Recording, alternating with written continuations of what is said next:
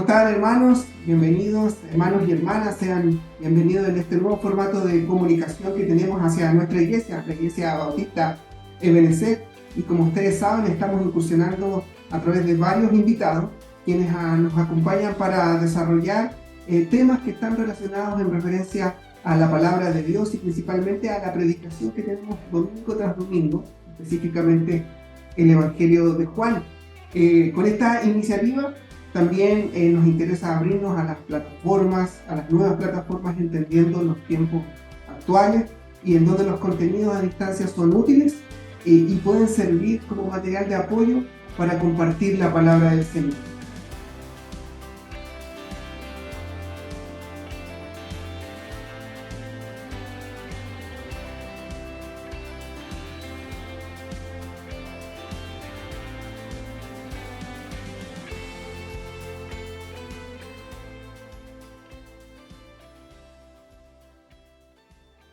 Hoy tenemos un gran invitado, un hermano, amigo en el Señor, que es pastor de la Iglesia de Centros Bíblicos de Villarrica.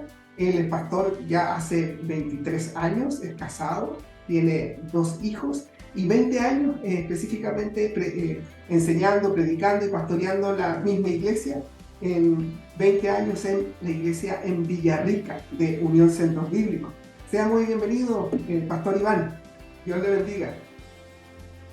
Muy bien, Pastor Pablo, muchas gracias por la invitación y es en realidad un privilegio para mí poder estar con ustedes y de alguna manera acercarnos a la iglesia también, aunque no la conozco, la congregación propiamente tal, pero nos acercamos de esta manera a través de esta conversación. Sí, es una conversación grata, una conversación amena, en realidad para ayudar a los hermanos a entender la palabra y precisamente esto es lo que queremos, animar a los hermanos, tanto a los que nos van a escuchar en un futuro, a los hermanos de nuestras iglesias locales, a animarlos en la palabra y al estudio profundo de la palabra, que eso es lo que hace crecer espiritualmente. Vámonos directo al grano, pastor. Yo estoy predicando de una predicación expositiva. Bueno, nosotros conocemos lo que significa predicar expositivamente y quiero hacer una pequeña definición. Se lee el texto, se explica el texto y se aplica el texto. Básicamente es muy simple porque no queremos llegar a profundizar en el idioma original y ese tipo de cosas, sino que lo más importante es leer el texto, explicar el texto y aplicar el texto. Y en ese contexto queremos aplicar y hablar de la Biblia, conversando la Biblia se llega a este programa. Y yo sé que usted predicó el libro de Lucas y para mí es importante, es un evangelio sinóptico, pero escuchando sus predicaciones y entendiendo, sabemos que este pasaje que vamos a leer hoy día, que es Juan capítulo 1 del 19 al 28, hay mucho que conversar, hay mucho que hablar y me gustaría leer el pasaje y después hacerle algunas preguntas y que nos pueda ayudar con este texto a nuestros hermanos. Así que voy a leer el pasaje, está en Juan capítulo 1, versículos del 19 al 28, y quería hacer una ronda de preguntas al pastor Iván. Dice así la palabra de Dios, dice: este es el testimonio de Juan cuando los judíos enviaron sacerdotes y levitas de Jerusalén a preguntarle: ¿quién eres tú? Y él confesó y no negó. Confesó: yo no soy el Cristo. Y le preguntaron: entonces, ¿qué? ¿Eres Elías? Y él dijo: no soy. ¿Eres profeta? Y respondió: no. Entonces dijeron: ¿quién eres? Para que podamos dar respuesta a los que nos enviaron. ¿Qué dices de ti mismo? Él dijo: yo soy la voz del que clama en el desierto, enderezar el camino del Señor, como dijo el profeta Isaías. Los que habían sido enviados eran de los fariseos. Y le preguntaron y le dijeron: entonces, ¿por qué bautizas si tú no eres el Cristo, ni Elías, ni el profeta? Juan le respondió diciendo: yo bautizo en agua, pero entre vosotros está uno a quien no conocéis. Él es el que viene después de mí, a quien yo no soy digno de desatar la correa de su sandalia. Entonces, estas cosas sucedieron en Betania, al otro lado del Jordán, donde Juan estaba bautizando. Eso es esa palabra, hermano. Así que, ¿qué nos puedes decir, hermano Iván, más o menos del contexto de lo que estamos hablando, precisamente del testimonio de Juan el Bautista? Bueno, el mismo contexto inmediato, nosotros nos remitimos al capítulo 1, versículo 9, por ejemplo, o versículo 6, quiero decir, hubo un hombre enviado de Dios, el cual se llamaba Juan. Este vino por testimonio para que diese testimonio de la luz a fin de que todos creyesen por él. No era él la luz, sino para que diese testimonio de la luz. Y ahí hay una palabra que se repite, ¿cierto?, dos veces y que tiene que ver con testimonio. Precisamente determina cuál es la función de Juan, pero cuando nosotros pensamos en Juan necesitamos también conocer un poco el contexto de su vida y en ese aspecto Lucas nos da la primera indicación. En el capítulo 1 de Lucas ya anuncia lo que iba a pasar con Juan el Bautista, que venía a ser después, según declaración del propio Señor Jesucristo, él, él el profeta, ¿cierto? Por excelencia, el más grande de los profetas, dijo el Señor Jesucristo, entre los hombres era el más grande, de tal manera que hay una importancia que el Señor le asigna a Juan fundamental. Y porque él apareció no como un personaje muy famoso de una dinastía particular, ¿cierto? Sino que venía de un hombre común y corriente, un sacerdote ahí cerca de Jerusalén, en la región de Judea, en el sur de Israel. Y más aún, cuando se habla de Juan en la Biblia, cuando él es anunciado posteriormente, cuando hay en el nacimiento propiamente tal, cuando le asignan su nombre, y luego ya desaparece y aparece poco antes de que el Señor Jesucristo comenzase su ministerio terrenal, público, quiero decir. Y en ese momento, entonces, lo que tenemos nosotros es a una persona común y corriente que se vestía con cueros y comía miel silvestre y langostas, dice, venía del desierto. Es bien enigmática la forma en que aparece Juan, pero nos ayuda a poder entender cuál era su rol y su función. Y eso es lo que está destacando aquí el evangelista Juan al mostrar el testimonio de él. Una vez que anuncia a Jesucristo que en el principio era el verbo era con Dios y el verbo era Dios, y aquel verbo fue hecho carne y vimos su gloria, gloria como el unigénito del Padre, lleno de gracia y de verdad. Luego de eso, de decir que a Dios nadie le vio jamás y el unigénito Hijo que está en el seno del Padre, Él le ha dado a conocer. Es interesante porque ahí la palabra es exegeomai y le hizo una exégesis del Padre, en otras Sí, palabras, sí. mostró el carácter del Padre de una manera especial. Y luego, entonces, introduce este texto de Juan del capítulo 1, versículo 19 al 34, si lo vemos en una forma más extensa, ¿cierto? Se refiere a Juan el Bautista y es el precursor del Señor Jesucristo, es el que anuncia la venida del Rey, el que viene antes. Más adelante va a decir que es voz del que clama en el desierto, ¿verdad? Y es muy interesante la manera en que él se manifiesta porque con todas esas características que menciona la Escritura que él tenía, no obstante era una persona muy simple, muy sencilla y al mismo tiempo con un carácter extraordinario en cuanto a su humildad. Sí. Cuando van a él y le preguntan quién eres tú, buscan saber cuál es su identidad, él simplemente niega: yo no soy Elías, yo no soy el profeta, yo no soy el Cristo. Y luego busca que las personas que vinieron, que eran los fariseos, parte del Sanedrín, ¿cierto? Algunos comentaristas dicen que también algunos de los saduceos vinieron en nombre del Sanedrín a interrogarlo, porque estaba haciendo cosas que ellos quedaron impactados con la enseñanza fundamentalmente de Juan, que atraía a mucha gente, que era confrontacional, que era directa, que era sin tecnicismo. Era una predicación que apuntaba al corazón del problema, porque el corazón del problema es el problema del corazón, ¿verdad? Y Sí, él apuntaba a la necesidad del arrepentimiento como sí. fundamental para que la persona pudiese entrar al reino de los cielos. De tal forma que lo que tenemos en estos versículos aquí nos ayudan a ver cuál era el propósito de Juan a través de la interrogación que le hacen estas personas enviadas desde Jerusalén al ver la gente que se acercaba a Juan y que escuchaba su mensaje, que era impactada por él mismo. Entonces quisieron saber si realmente él era Elías, porque ellos entendían que Elías era el que estaba profetizado que iba a venir. Los judíos creían Ujú. literalmente que Elías iba a aparecer nuevamente antes de que viniera el rey, ¿cierto? Sí. Y estableciera su reino.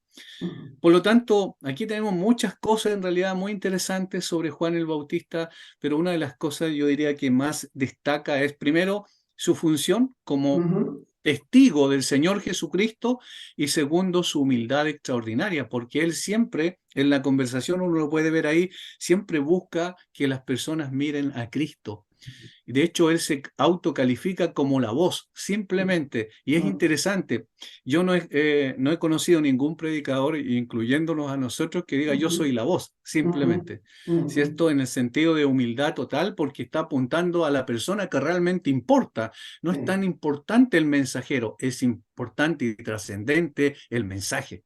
Sí. Y eso es lo que nos muestra Juan, así a grosso modo, ¿cierto? Lo que Sí. él nos está diciendo. Y por eso después dice, yo no soy digno de desatar la correa de su calzado, otra vez manifestando una extraordinaria humildad y diciendo que él no era el objeto en el cual debían colocar la atención, sino en otro que venía tras de él. Sí, leí unos comentarios, pastor, y es interesante que en realidad como se repite la palabra y que usted lo dejó muy claro, la palabra testimonio, era más que nada el Juan el que da testimonio o Juan el heraldo.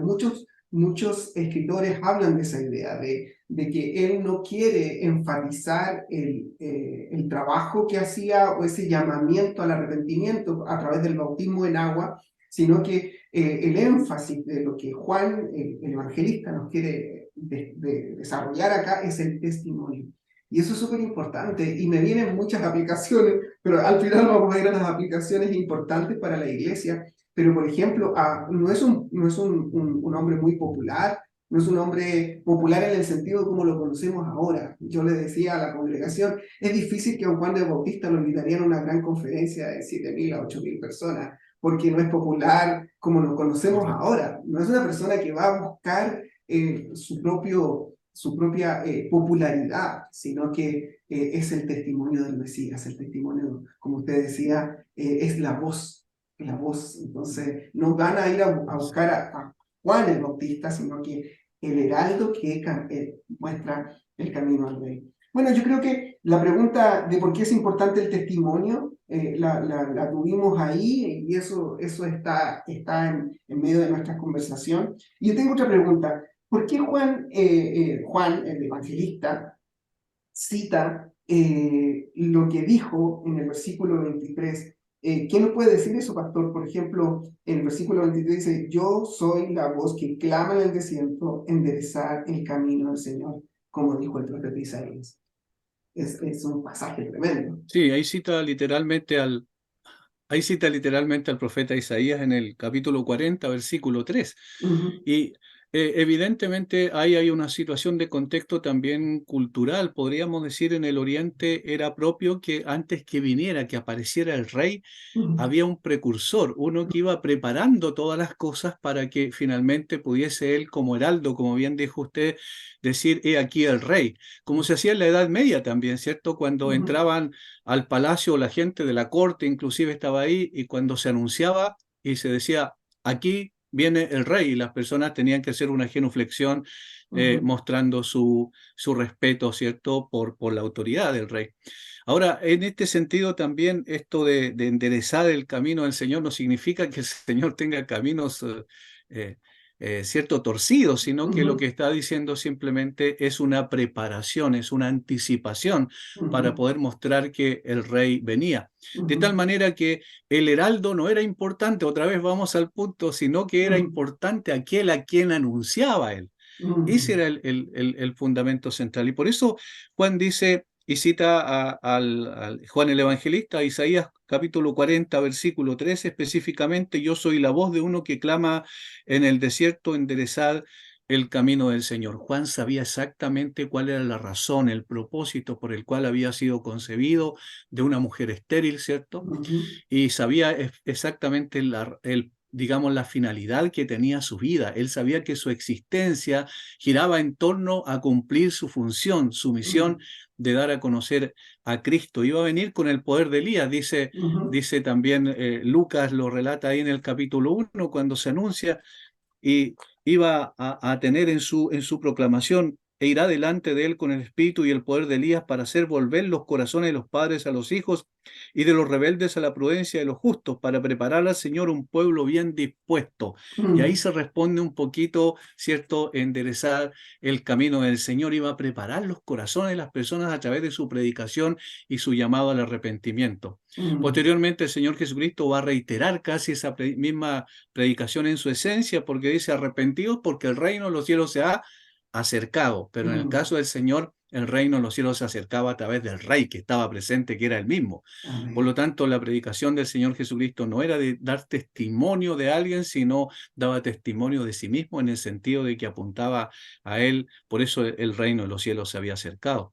Pero Amén. Juan lo anticipa a través de esta proclamación, y es muy interesante porque nos está diciendo, en realidad, hay una de las cosas, yo siempre le digo a la gente en la iglesia, que es extraordinario, y uno se fascina, yo creo que usted Ujú, comparte conmigo eso, ujú. cuando ve cómo calza cada pieza en su Ah, sí, lugar. De, increíble.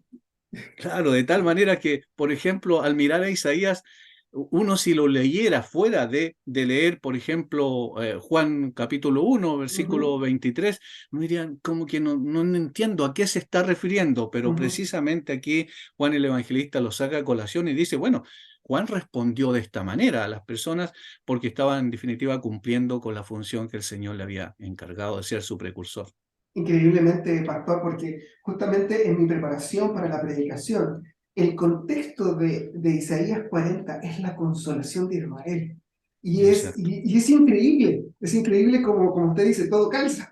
Es como el contexto y eso nos hace responder a que muchas personas piensan que cuando leen el Nuevo Testamento es como que los escritores del Nuevo Testamento sacan versículos fuera de su contexto, como que llegó una aparición y como le sopló el Espíritu Santo que escribiera, pero en realidad conocían el contexto y conocían lo que estaban Absolutamente. viviendo. Y eso es tremendo porque Isaías 40, bueno, sí, en algún momento vamos a poder estudiar Isaías y a lo mejor hablar de eso, está lleno de oráculos, es decir, juicios Sí, y consolación, juicio y consolación. Y en el Isaías 40 está el Señor respondiendo de un gran pecado por parte de Israel, principalmente Judá, y de lo que iba a ocurrir en el futuro, y les dice: voy a consolarlos, los voy a consolar. Y eso mismo, increíblemente, ese pasaje que muchas veces cuando terminamos el Isaías 40, que dice que los jóvenes te dan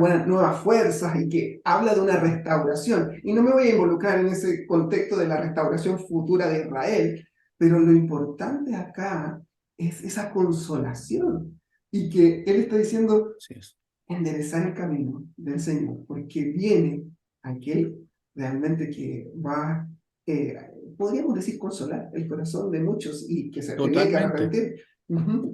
Así Por que sí. supuesto, Ujú, claro, porque el Evangelio eso es lo que trae, el desconsuelo de la gente al vivir lejos del Señor, por causa del pecado. Es consolado absolutamente cuando el ujú, Espíritu Santo provoca digamos, el arrepentimiento, lleva el ujú, arrepentimiento a las personas, y se recibe el Evangelio, y hay un consuelo absoluto y hay una ujú, esperanza cierta. Es decir, ujú, salimos de una condición absolutamente triste, desesperanzada, a una condición de esperanza cierta a través ujú. del Evangelio. Y aquí la aparición del Señor Jesucristo iba a producir eso Amén. precisamente. Muchas gracias, pastor. Y también tengo otra pregunta en referencia a sí mismo, porque yo quiero contestarle las preguntas también a los hermanos, porque a lo mejor quedan ahí después cuando uno predica y quedan sueltas. Por ejemplo, ¿por qué los fariseos, como usted dijo, a lo mejor fueron saduceos o un grupo de saduceos y fariseos vinieron y le preguntaron por tres personajes? ¿Eres el Cristo? ¿Eres Elías? Y los profetas, o uno de los profetas? ¿Qué nos podría decir en esta exposición del Evangelio para aclararle a los hermanos de que por qué esta comisión investigadora fueron y le preguntaron ese testimonio? Bueno, precisamente como yo decía, una de las cosas que hay que rescatar siempre los fariseos, porque siempre para nosotros los fariseos son personajes bien bien poco agradables, ¿cierto? Ujú, Y ujú. lo eran en un sentido principalmente por su hipocresía, pero sí tenían algo que era característico de ellos, que eran estudiosos de las Escrituras. Sí. No se le puede negar ese hecho. De hecho, el Señor Jesucristo en una oportunidad le dijo, hagan lo que ellos dicen, pero no lo que ellos hacen. Y en Ujú, ese sentido estaba diciendo, bueno, ellos se enseñan, cuando enseñan la palabra de Dios, enseñan la verdad. Y estos hombres entonces sabían exactamente que, como yo mencioné al pasar, se suponía que Elías iba a preceder, iba a venir antes de que ujú. viniera el Mesías. Eso en función de Malaquías capítulo 3, versículo 1 y Malaquías capítulo 4, versículo 5. Eso estaba preestablecido en la profecía y entonces ellos, por eso cuando vieron ciertas cosas que salían de lo normal y que eran mucho más fuerte desde el punto de vista de la atracción de las multitudes y como un nuevo profeta había aparecido. Recordemos que había contextualmente alrededor de 400 años en que el Señor había guardado silencio, no había enviado a Ujú. profetas como una manifestación de juicio precisamente Sí. por la apostasía de Israel. De tal manera que aparecía aquí Juan el Bautista y llamaba la atención, entonces ellos dijeron, ¿eres tú realmente Elías? Es decir, hemos de esperar entonces enseguida al Mesías. Eso es lo que ellos estaban pensando al ir a interrogar a Juan. Lo Ujú, otro, lo segundo, respecto al profeta, es casi seguro que era una alusión a Deuteronomio capítulo 18, versículos 15 al 18, donde el ujú, Señor le dice, profeta, os levantaré como a ti, ¿cierto? En referencia a Moisés, em, y que él obviamente iba a hablar las palabras del Señor y todo aquel que obedeciera iba a ser bendecido y el que no iba a ser castigado. De tal ujú, manera que este concepto de el profeta, en ese sentido más singular, por eso le dice, eres tú el profeta, no le dice tú, ujú, eres tú un o uno de ujú, los profetas, sino el profeta, está apuntando a Deuteronomio capítulo 18, versículos 15 al 18, porque también ujú, había esa comprensión, ese entendimiento en el primer siglo de que el Mesías iba a ser precedido por el profeta o iba a ser el mismo Mesías, el profeta. Y la verdad es que más adelante nosotros sabemos que precisamente el Señor Jesucristo viene a ser el profeta en singular sí. de Dios, porque como dice Hebreos capítulo 1, los versículos 1 en adelante, el Señor habló de muchas maneras a los padres por los profetas, pero ahora nos ha hablado a través de su propio Hijo. Por lo tanto, Mm, esa función de profeta del Señor es lo que lo singularizaba con el profeta de Deuteronomio 18, 15 al 18. Juan dice, no, absolutamente, no soy ni Elías y tampoco soy el profeta. Ahora quizás mm, aunque una explicación un poquito también respecto a esto, por qué el Señor Jesucristo dijo Elías ya vino cuando se refirió a Juan. sí. Obviamente no está diciendo literalmente que Elías vino literalmente, físicamente el mismo Ujú, Elías, ujú, sino que venía con el espíritu de Elías y venía también con la función muy ujú, similar a la que Elías hizo. ujú. Y eso es increíble porque precisamente todos las funciones, tanto la de Elías, obviamente descartan inmediatamente que no es el Cristo, que no es Elías y que no es un profeta, entonces se están cumpliendo, o más que cumpliendo, sino que el Antiguo Testamento y en esta transición a lo que va el Nuevo Pacto y todo lo que viene con nuestro Señor Jesucristo, es increíble que como usted dice, los fariseos saben de que hay algo en él y que necesitamos investigar. Necesitamos saber qué está ocurriendo porque probablemente el negocio no les iba a seguir funcionando o no sabemos qué estaban teniendo, porque en realidad esos 400 años de silencio, yo he estudiado un poco de la importancia de que los fariseos llevaban como la parte doctrinal y los saduceos llevaban la parte como administrativa del templo, pero en realidad sacaban muchas Absu- ganancias de ese propósito. Entonces, Absolutamente. Claro, es claro, increíble. los comerciantes en el fondo eran los saduceos, Sí. ellos los que se aprovechaban más. Los fariseos eran más estudiosos junto con los escribas, la mayoría de los Ujú, escribas eran fariseos, ¿cierto? ujú. Pero los otros eran los que sacaban provecho precisamente. Sacaban provecho, sí. Y bueno, y en referencia, Pastor, si nos puede explicar estos últimos dos versículos, el 26, 27 y 28, que en realidad el 26, la idea del bautismo, y que probablemente podríamos hacer una introducción a lo que es el versículo 29 al 34, que es casi un testimonio privado y después un testimonio público. ¿Nos puede explicar esta idea de yo bautizo en agua, pero entre vosotros está uno a quien no conocéis? Y después lo destaca Juan, que él va a Sí. bautizar en una forma distinta. Entonces, aquí es muy importante aclararle a los hermanos porque el tema futuro que habla de bautiza en el Espíritu Santo, me gustaría si usted puede hacer una diferencia entre el bautismo de Juan y el bautismo que dice en el Espíritu Santo de nuestro Señor Jesucristo para explicarle a los hermanos, porque yo sé que en las iglesias evangélicas hay mucha confusión en referencia a ese tema. Sí, sí, bueno, yo creo, primero hay que mencionar que y culturalmente los judíos tenían muchas abluciones ceremoniales, abluciones, ¿cierto? Con agua, se lavaban muchas veces, cuando iban al mercado se lavaban, ¿cierto? Para todo, para poder quedar limpios ceremonialmente.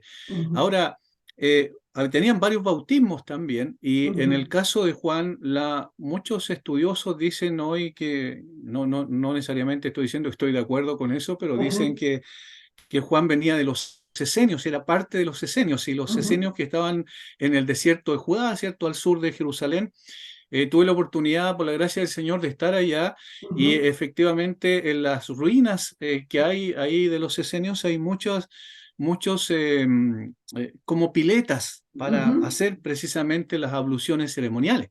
Ok. Em, pero el caso de Juan es particular porque el bautismo de Juan era un bautismo para arrepentimiento, es decir, que daba testimonio público de que había un arrepentimiento genuino de parte de las personas que se bautizaban. Cuando alguien decía, ya, yo me voy a bautizar, estaba reconociendo explícitamente sus pecados, la necesidad de ser limpiado y lavado, ¿cierto? Pero Juan está diciendo, en el fondo, en otras palabras, esto es lo que yo hago y yo llego hasta ahí porque no tengo poder y autoridad para hacer lo otro. Y entonces, otra vez, saca la vista de él y la coloca en el Señor Jesucristo. Dice, en medio de vosotros está uno a quien vosotros no conocéis, este es el que viene después de mí, el que es antes de mí, del cual yo no soy digno de desatar la correa al calzado. Y está diciendo, bueno, en otro contexto, ¿cierto? Creo que en Lucas capítulo 3 dice que él bautizará con Espíritu Santo y fuego, dice, Sí, ¿cierto? sí, También. sí, Y obviamente ahí en el caso de Lucas se está refiriendo a juicio definitivamente, no a algo, ¿cierto? Una bendición en particular, porque ahí está hablando del juicio en ese caso. Bueno, en lo que sigue, los versículos 29 en adelante, Juan apunta otra vez a Cristo cuando está con sus discípulos y ve que viene el Señor Jesucristo, y esto, bueno, usted sabe como yo que hay una carga teológica profunda en esta descripción que Juan hace. Y aquí el Cordero de Dios que quita el pecado del mundo es extraordinario, porque es como si Juan estuviera mirando a Éxodo capítulo 12 y que estuviese diciendo, mira, ese era el tipo, o el antitipo, ¿cierto? Y este es el tipo. Aquí está, allá era la sombra, aquí está la realidad. La realidad es que el Cordero que se ofrecía, o cualquier animal que se daba en sacrificio, no quitaba el pecado, ¿cierto? Sino que lo cubría, Cafar lo cubría, ¿cierto? Lo expiaba en ese sentido circunstancialmente, pero aquí dice el Cordero de Dios que quita el pecado del mundo. Entonces, Juan, el evangelista, es muy, muy sucinto en cuanto a relatar el bautismo ahí del Señor Jesucristo. Lucas es mucho más explícito, y también Mateo también lo dice también de una forma mucho más clara. Ahora, versículo 32 dice, también dio Juan testimonio diciendo, vi al Espíritu que descendía del cielo como paloma y permaneció sobre él. Y aquí hay una identificación sobre la deidad de Cristo, claramente. sí, El Hijo sí. estaba siendo bautizado, el Espíritu Santo venía para corroborar que era el Hijo de Dios, y venía también, y el Padre, ¿cierto?, del cielo decía, este es mi Hijo amado en el cual tengo complacencia. Entonces, está la Trinidad en pleno, reconociendo obviamente la deidad del Señor Jesucristo. Y de hecho era una de las señales que le dijeron, que el Señor le dijo a Juan que iba a tener si veía que descendía el Espíritu Santo sobre él. Ese era precisamente el Cristo, el ungido de Dios. En este aspecto, ese bautismo del Espíritu Santo que la gente tanto en algunas denominaciones, ¿cierto?, tanto destaca, tiene que ver con 1 Corintios 12:13, es decir, tiene Ujú. que ver con la inclusión de cada creyente cuando se convierte en el cuerpo de Cristo. Amén. Sí. ¿Cierto? No tiene que ver con ciertas cosas de manifestaciones sectáticas, Ujú. ¿cierto? Ujú. De hablar en lenguas y una serie de otras cosas que obviamente, si uno lo ve contextualmente, no tiene nada que ver una cosa con lo otro. Ujú. El Señor Jesucristo, cuando viene a predicar el Evangelio, cuando las personas creen en Él, posteriormente Él dice, voy a enviar Ujú. otro consolador cuando yo me vaya, Juan capítulo 14, y entonces Él los guiará a toda verdad. El Espíritu Santo, cuando viene la persona, los conduce a lo que el Señor Jesucristo ya dijo y explica y aplica también la Ujú. palabra de una forma maravillosa y al mismo tiempo, en la misma palabra que tenemos nosotros, estos 66 libros inspirados por el Espíritu Santo, nos ayudan a poder entender precisamente la palabra. Él es el maestro por excelencia. Amén. Por lo Amén. tanto, en la función que se menciona normalmente el Espíritu está sacada de contexto y en el Ujú. caso del Señor Jesucristo, Juan está mostrando que Él tiene poder absoluto, es Dios Amén. mismo el Amén. que viene. No es un maestro, no es un rabino como cualquier otro, sino que es Dios Ujú. mismo hecho hombre. Amén. Increíblemente, lo que hemos hablado es el Evangelio. Yo estaba pensando mientras usted conversaba, trataba de buscar una ilustración precisa de lo que nosotros podemos deshojar o buscar es el Evangelio. Hemos estado hablando del Evangelio, hemos estado hablando de la Así es. esencia del Evangelio, de la esencia, y es increíble lo que Juan, porque Juan lo escribe con ese propósito en el capítulo 20 para que creáis y creyendo en su nombre tengáis vida. Entonces, el propósito de este libro está hecho para el Evangelio, para que creamos en Cristo y la importancia teológica de enfatizar, cada vez que uno predica esto es como quiero predicar el Evangelio y quiero mostrarle a los hermanos la importancia de mirar a Cristo, de exaltar a la persona de Jesucristo y el énfasis que tiene que tener en nuestras congregaciones, nuestras predicaciones cristocéntricas, si nosotros pudiéramos estudiar el Evangelio de Juan durante años, uno sale enamorado de Cristo en realidad, porque ese es el énfasis. Y, y Ese es el, el punto. sí, sí. Y el versículo Sí, que bueno, 27, mire, ujú, sí, solo adelante. una cosa me surgió al Ujú. que Ujú. cuando usted lo mencionó, que estuve leyendo hace un tiempo atrás y decía que Lutero predicó, no sé si alrededor de 80, parece, o poco más, sermones de Romanos, que era el Ujú. libro por excelencia de él. De Ujú. hecho, por él se convirtió, ¿cierto? El Ujú. Señor usó Ujú. los primeros, el 16 y 17 del capítulo 1 el Romano para llevarlo a Cristo, pero decía que había predicado más de 2000 o 3000 sermones de los evangelios. Mm. Y cuando le preguntaron por qué era esa diferencia, no estoy siendo exacto en las cifras, pero para hacer más o menos una comparación. Cuando le preguntaron por qué hacía eso, él dijo, porque yo quiero que la gente, realmente el creyente se enamore de Cristo y en los evangelios uno se enamora de Mm. Cristo. Y Mm. es muy Mm. interesante porque cuando uno ve la revelación prescriptiva de las, Mm. de las cartas, por ejemplo, Ujú. y que son distintas en un sentido, ¿cierto?, a la forma y al propósito de la revelación descriptiva que está en Ujú. los evangelios y está Ujú. en el libro Los Hechos.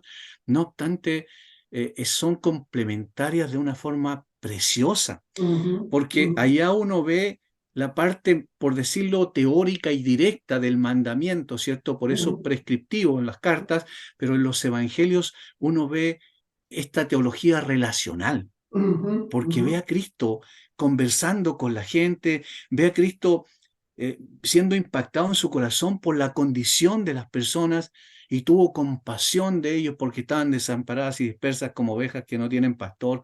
Señor, si quieres puedes limpiarme. Y se arrodilla delante del Señor el leproso y el Señor lo toca cuando no tenía por qué tocarlo. Es decir, aquí ve uno la teología viva. No sé Ujú. si me Sí, entienden, no digo que sí, allá sí. no sea la teología viva, sino que acá es relacional, acá es Mm. humano, acá uno ve a Cristo de una manera extraordinaria y usted dijo bien, se enamora de Cristo. Sí, y eso es lo más importante porque ya viene diciendo en el prólogo del 1 al 18 la importancia, la grandeza, esa comparación profunda que hace y esa precisamente, más que comparaciones, dice, Él es el verbo y esa palabra logos que Sí. está ahí y que es la esencia, principalmente en el contexto cultural, de lo que los griegos entendían y todo lo demás, pero para nosotros es como Él, Él. Ellos no la comprendieron, pero en él está la vida. Y para nosotros es como, wow. Y cuando llega el versículo 27, por eso él dice, yo no soy digno, yo no soy digno. Y, Exacto, y, sí. y, y cuando leemos el Antiguo Testamento, leemos la grandeza del Dios del Antiguo Testamento, que es el mismo, él es Dios en la carne. Entonces nos enamoramos de eso, es como, wow. Y qué profundo es el 27. Entonces, por eso yo no soy digno. ¿Qué nos puede decir ahora para aplicar y terminar un poco y esta linda conversación, pastor? Pero ¿cómo podemos aplicar estos párrafos, este párrafo, y cómo podemos aplicar el versículo 27, yo no soy digno? Uf, hay un concepto aquí que yo he visto en el último tiempo, especialmente porque uno en la medida en que avanza también en el ministerio va entendiendo otras cosas que no necesariamente tienen que ver con asunto meramente intelectual, sino Mm, que ya llega a ser integral en el corazón de uno en la relación que Dios tiene con nosotros. mm, Increíble que Dios, siendo tan grande, tan glorioso, tan santo, llegue a querer tener comunión con nosotros cuando nosotros sabemos, miramos hacia adentro y vemos todavía lo que hay en el corazón, aún ujú, siendo creyentes y aún siendo ujú, pastores. La ujú, gente a veces idealiza a los pastores. No, nosotros ujú, somos ovejas igual que los ujú, demás. Tenemos ujú, luchas tremendas, tenemos dificultades, tenemos batallas que a veces perdemos. No todas las batallas las ganamos, ujú, pero tenemos la esperanza cierta de que el Señor nos restaura, nos levanta y nos vuelve a colocar otra vez en la brecha y, y eso, esa interacción con el Señor me parece que es precisamente la clave de todo esto. Porque ¿cuál es la razón por la cual el Señor nos redimió? Para tener comunión con nosotros. Si uno ve los ujú, libros del Antiguo Testamento, se ve que ese es el propósito. En, en Génesis elige a una familia, ¿cierto? De ujú, ella una nación, ¿verdad? Le ujú, hace una promesa ujú, extraordinaria a Abraham. En Éxodo redime a esa familia, la saca de la esclavitud. Pero ¿cuál es el objetivo cuando le dice a Moisés que vaya a Faraón? ¿Cuál es el objetivo de salir e ir al desierto? Para ujú, celebrarme fiesta, para ujú, servirme. Es decir, la idea es relacionarse con ellos. Posteriormente, en el pacto le da la ley que son las estipulaciones del ujú, pacto, ¿cierto? El pacto sinaítico. Y lo que vemos es que Israel rompe inmediatamente el ujú, pacto. ujú, Pero en el capítulo 32 al 34 de Éxodo, el Señor manifiesta su gracia y restaura el pacto. ujú, Y lo restaura de una manera tan maravillosa, tan especial, porque ¿cuál es su propósito? Es tener comunión con su pueblo. Y de allí sí, entonces el capítulo 25 en adelante hasta el 40 con las instrucciones precisas sobre el tabernáculo. Y le dice, yo habitaré en medio de ustedes. Ese es el propósito del mm, tabernáculo. Y allí en el lugar santísimo me reuniré con el pueblo. Es algo inimaginable. ¿Por qué, Señor, quieres tener relación con nosotros? mm, Si nos desviamos a cada rato. mm, Y esto es lo que yo veo aquí en el caso de Juan. Juan queda tan impactado por el solo hecho de pensar en Jesucristo que él dice, este es el que viene después de mí. Es decir, físicamente, humanamente, el que es antes de mí, porque entiende que el Señor Jesucristo llegó a ser un hombre, pero ya era el Dios Todopoderoso. ujú, Por lo tanto, dice, yo no soy digno de desatar la correa del calzado. Obviamente, ¿quiénes somos nosotros? Criaturas mm, pequeñas, insignificantes, como mm, dije, con tantas fallas, y sin embargo Dios ha querido venir a habitar, no solo estar con nosotros, sino habitar en nosotros a través de su Espíritu. amén. Eso, eso es lo que uno intenta transmitirle a los hermanos, enamórense de Jesús. No hay nadie como Él, es único Ujú, ujú, y den testimonio de él. amén, Como consecuencia, adórenlo a él, glorifíquenlo a él, exáltenlo a él, vivan para él y mueran para él, amén. Es porque increíble. es digno.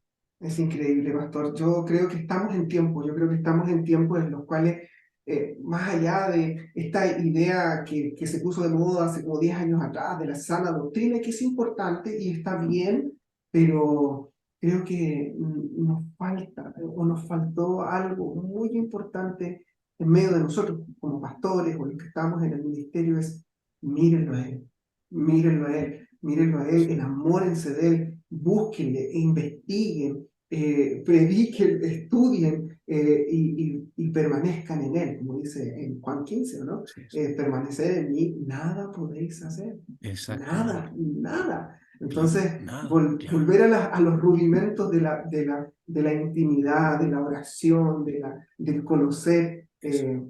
es tremendo en nuestra vida. Y eso es una tremenda aplicación, pastor. Así que le doy muchas gracias por fortalecernos en la palabra y conocer estos objetivos como hijos de Dios. Que Cristo sea exaltado en nuestra vida. Es volver a eso. Si la iglesia tuviera ese propósito, así como que Cristo sea exaltado y que el nombre de Cristo cambiaría. Pero creo que hay otros propósitos a veces en muchos, Sí. pero lo importante acá es esto, exaltar como Juan lo quiere mostrar en cada párrafo, en cada palabra, que es inspirada por Dios, Cristo. Yo no sé, cuando terminó Lucas, porque yo quiero terminar Juan, cuánto creció de enamorarse de Cristo, pero yo recién le voy en capítulo 1 y wow, es increíble. Así que gracias, pastor. Sí. Oh, Sí. muchas gracias a usted, pastor. En realidad estábamos tan entusiasmados que podríamos haber conversado quizás por horas, porque Sí. es maravilloso hablar del Señor en realidad.